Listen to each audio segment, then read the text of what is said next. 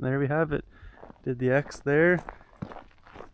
Do a little walk around. So we got that one there. Didn't do enough of these house walk arounds through the different stages, but you learn as you go. And as we mentioned on this back gable wall, just the one there. So that's a mighty fine house wrap. And now we got to move on to the next thing. Yeah, we are at the corner of the building. We have our outlooks here that tie back into the first. They tie back into the first truss.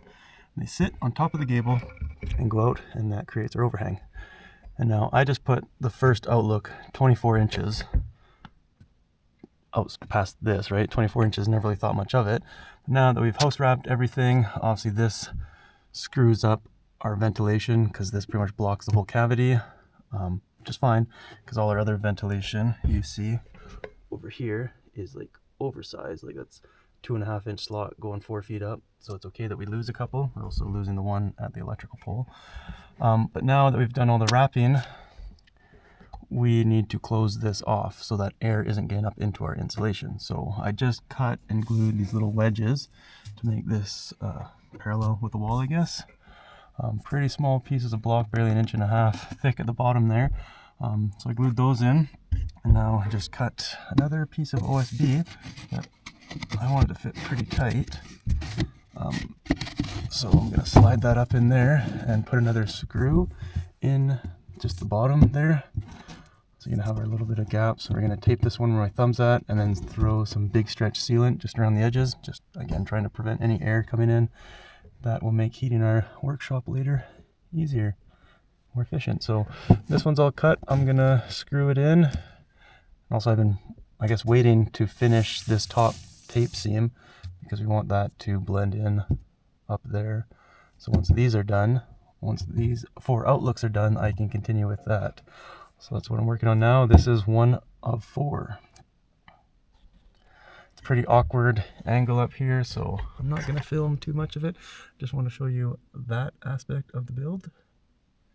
We'll continue on with the rest. Okay, and here's the finished product. Made it a bit harder since there's an extra piece of wood here. There's a few spots we added these along the tail of the truss, and that's just because like the piece of wood was curved so much. Like you're trying to join a piece of OSB on this outlook and there's hardly enough room for even one nail, so we added a second piece of wood, so there's definitely meat to nail into for both pieces and screw it all together. So anyways, this is of course the ugliest of them all. Again, nice little bead of that big stretch squished into the edges just to really stop any airflow from getting up in here. I still do need to go, once this is all done, put one final piece of tape that's gonna, the top of our tie back here. I was trying to get my tape underneath of it, but I couldn't because there's a staple right there, so I had to just do it a bit higher than what I planned after I already positioned it. But yeah, one more piece of tape that's going to go along the whole rung here.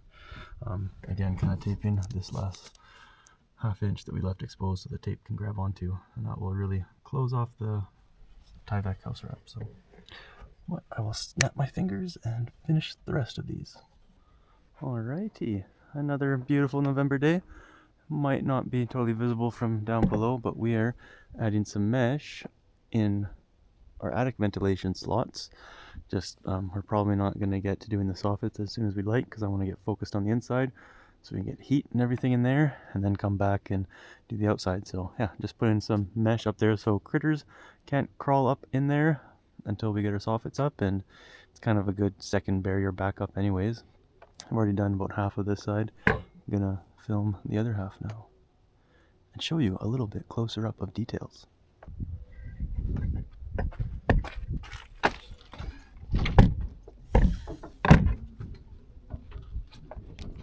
Oh yeah, maybe. There is an open vent slot, and then there is the wire mesh.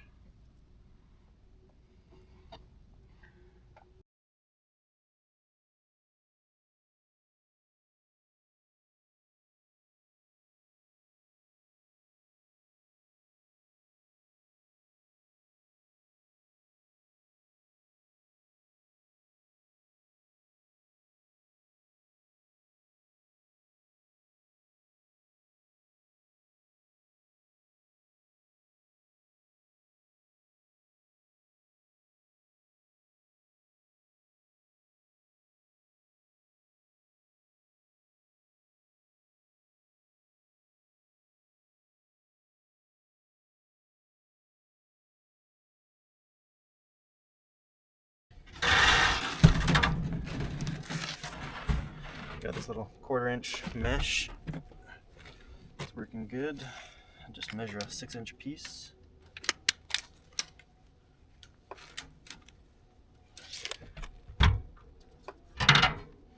Get the old snips.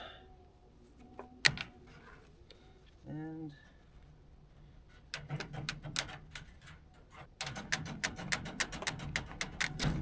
when I do finally go over to the other side, I'm gonna go in the workshop and just cut like 12 of these that I need.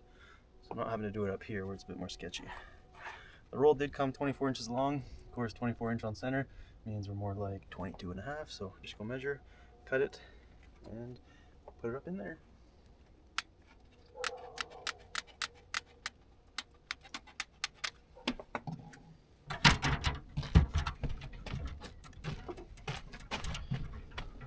I've just been using a bunch of 1/2-inch staples. Works.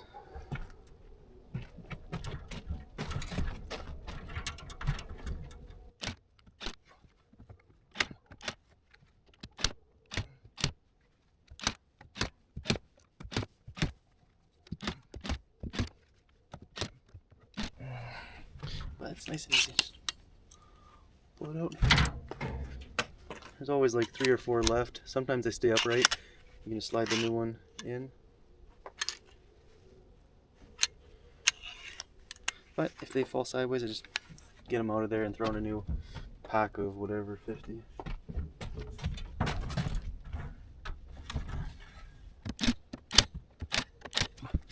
That's it for staples.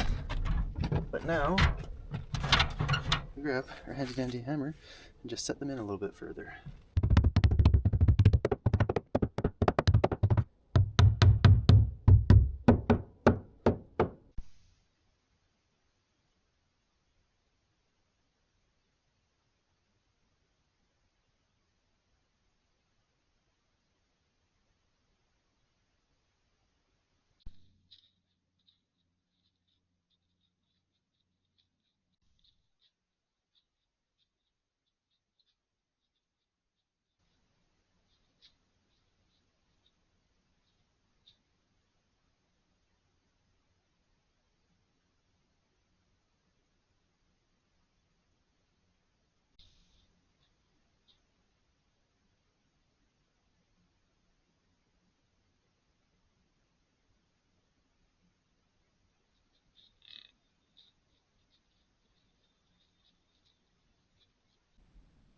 And welcome to the inside of the workshop.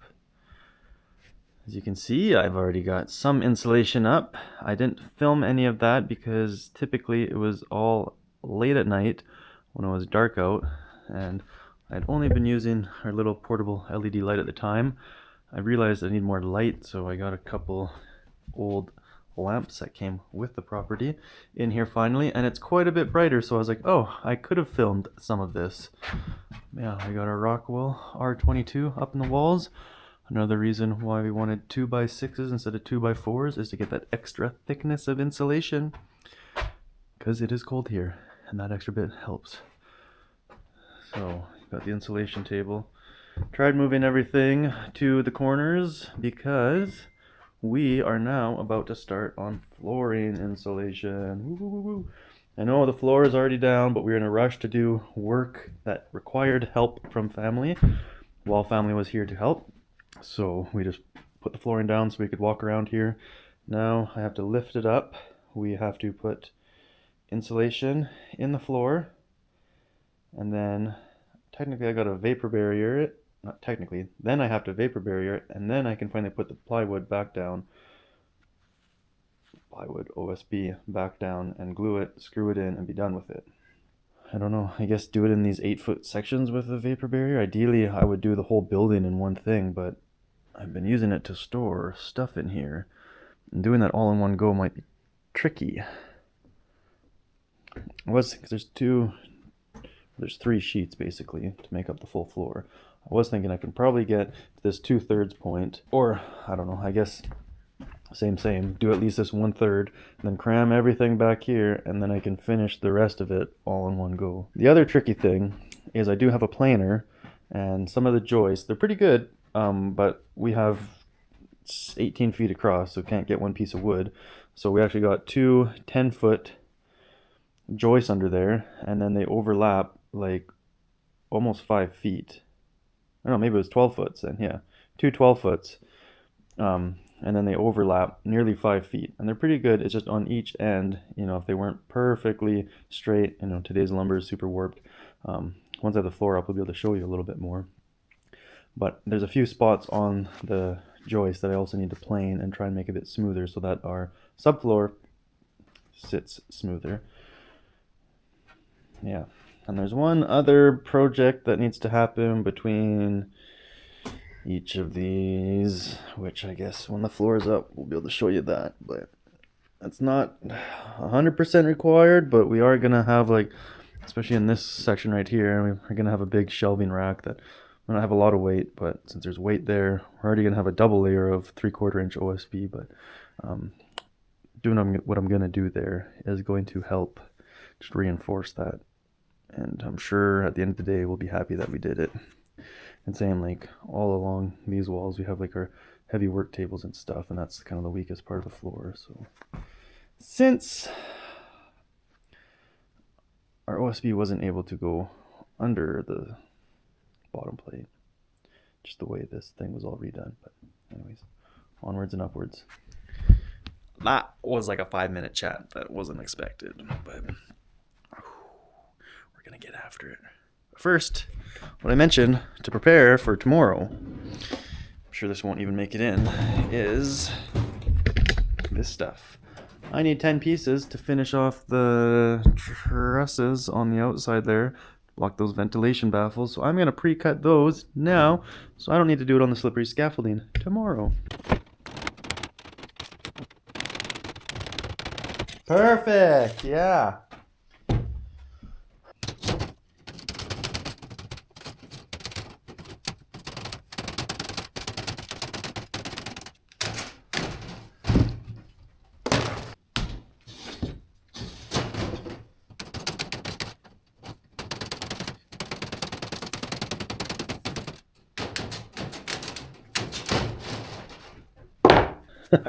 I've been wearing these insulated Milwaukee gloves all day, and they definitely are pretty great. I bought a bunch of cheap gloves, and this grippy hand stuff would wear off like literally in 12 hours of work, and then bought some of the Milwaukee ones, the non-insulated ones, and yes, they're normally like $8 as compared to like $1.50 or $2. Man, they lasted way longer. I went like a week working and still got them, and they're great. So they do cost more, but I'd rather go through one pair of gloves in like a week than like a pair every day. So anyways, these have been keeping the hands quite warm. I did buy some like insulated work gloves from Costco. That was again like a 6-pack for much less than these, but I don't know, the ergonomics of the hands just don't fit. You can't bend them very well. Your hand gets so tired when you're trying to grip things because they're just stiff and awkward. And then picked up a pair of these, and they're definitely not the warmest gloves. Once it gets even colder, we're barely into the negatives now, but they've been great. Just gotta add that out. Looking for some Milwaukee sponsors here soon. Every tool I can buy Milwaukee, just so you can drop it off the top of your roof and it's still gonna work. That may or may not have happened once or twice. Let's get you into some time lapse. Yo, we're gonna squat down real low. I'm gonna start pulling up some of this flooring.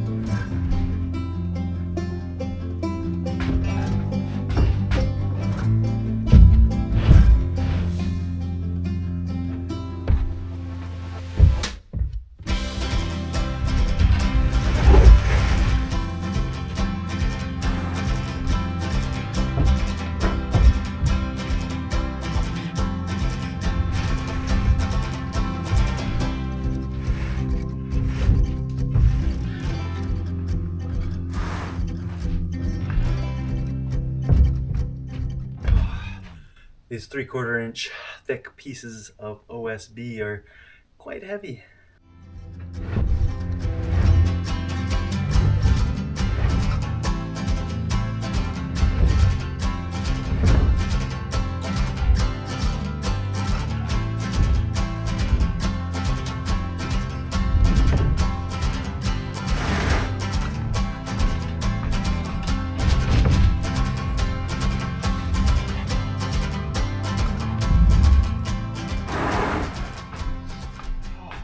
Yeah, so now we got this all opened up. 2/3 to work on. So the extra step in here, we do have our Tyvek, and we have some 1x6 fence boards running under here, and that's going to support our insulation. Imagine somewhere. Oh yeah, see right here. Right here, there's a piece of wood, and it's like every, I don't know, 12-inch on center, I think it was, or 16-inch on center. But like I was talking about before, when we got the floor opened up, here's already one piece of wood. It's just gonna give us something to screw the edge of the OSB into. Instead of every 16-inch on center, we are gonna have this, and we can do every 6 inches on center. And that's just gonna give us a lot more meat to grab into. It already wasn't like totally required, but trusses or joists run this way. We added a bunch of little joists all around the front and back of the shed, just since we plan on having heavy things on the perimeter. Oh, here's another one in the corner, just for corner stability. I should show you again because the joint of that bottom plate over there is nasty. But there's basically another 2x6. Since our rim board is already partway in, when we push this piece all the way against it, it still sticks out 1.5 inches. So that gives us a lot of room to grab into. So basically around the whole perimeter, we're going to do that. And then that allows us to screw our OSB down every 6 inches on center instead of like every 16-inch on center. And it should just give us a lot more rigid of a floor. So I'm going to snap my fingers and do all that. Once that is done, oh yeah, right here, I am going to quickly just check the levelness of these trusses joists, man, sorry.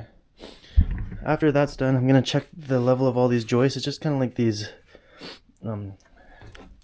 parts where they overlap, as you can see, like from here all the way to here, they overlap. And maybe not on these ones, but some of the other ones, there's just a bit of a lip right there. So I'm just going to plane that a little bit. And then we have our skid here. Should be right there. Yeah, that's our center skid. So I know I'm going to make a mess on top of the Tyvek, but I knew that going into this. So after I plane it, I am going to try and vacuum all of it before I lay my insulation down. All right, finished putting the mesh up, and just along the truss here, I've already spray foamed it from the inside, but I'm just running a little bead on the outside too, and around everything, just to ensure it's airtight. And also there's so many little bugs here, we just don't want anything getting inside the building or making it a home. So shaking it up, whoa, and just adding this little bit of spray foam here. Just like that, just like that. Just takes an extra couple minutes, but hopefully it'll make for a better building. Voila.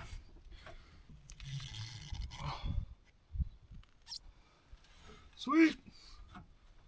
That's a short section of this, but just goes to show you what we've been doing. You can see it all up there now. Not the prettiest, but I had an old can. This is a new can now. I had an old can that I left in the cold. Shook it like crazy, and I don't know, wasn't really spraying the best, but this can I took inside and let it heat up a bit. Up here on the gable, we have our outlooks coming out, and then we had some blocking between the outlooks. I am just also adding some spray foam there to seal the air again. Also any bugs, I will also reseal it on the inside, just double protection.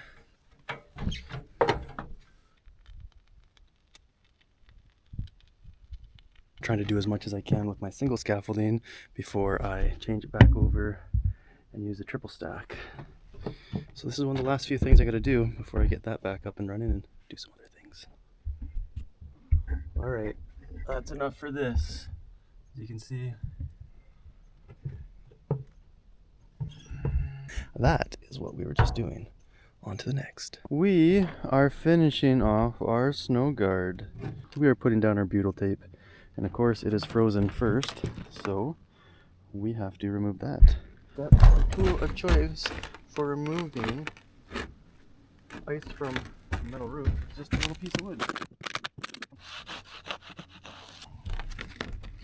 Now we get our butyl tape out. And the best place to keep your butyl tape when it's cold out is in your jacket pocket. I just cut some 5-inch strips of this. I measure from the edge up where we want it, lay it down, and then same when we put the metal down. It does stick to the butyl tape pretty good. And then I just measure it off, make sure we have the height we want, and then screw her down. So, don't mind me while I cut a bunch of these. 10, 12 pieces.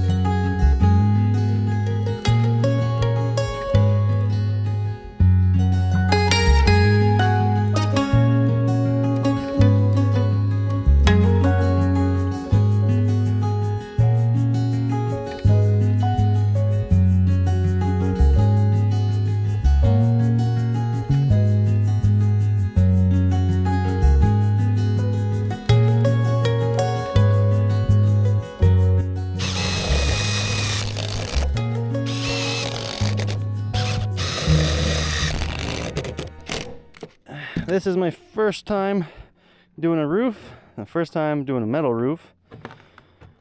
They each have their pros and cons.